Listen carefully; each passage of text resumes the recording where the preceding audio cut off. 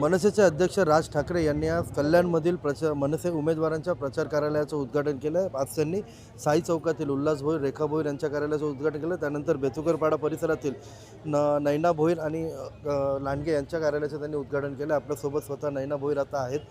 ताई, काय सांगाल? एकंदरीतच त्या निवडणुकीची तयारी सुरू आहे, प्रचार रंगात आला आणि आज राजसाहेबांनी स्वतः तुमच्या कार्यालयाचं उद्घाटन केलं. आज साहेब इथे आले होते.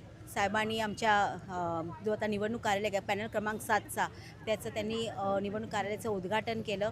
त्याच्यानंतर त्यांनी इथले पॅनलचे जे चारही उमेदवार आहेत, युतीचे जे उमेदवार आहेत, त्यांना एकंदरीत आमच्याशी त्यांनी चर्चा केली. सगळ्या कार्यकर्त्यांना त्यांनी निवडणुकीची रणनीती समजवली आणि आम्हा लोकांना आशीर्वाद दिलं. उमेदवारांना काय मार्गदर्शन केलं? तुम्ही तेथे होता.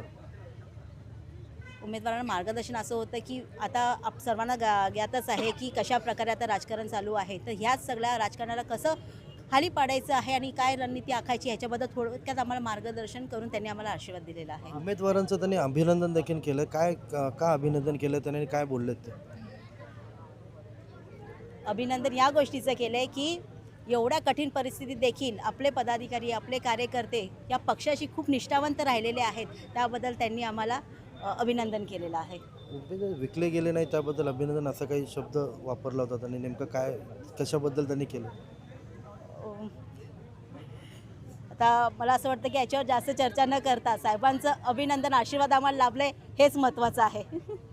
एकंदरीतच राज ठाकरे यांच्या या कल्याण दौऱ्यानंतर आपण पाहू शकता या ठिकाणी मनसे कार्यकर्त्यांमध्ये एकच उत्साहाचं वातावरण सध्या दिसून येतं.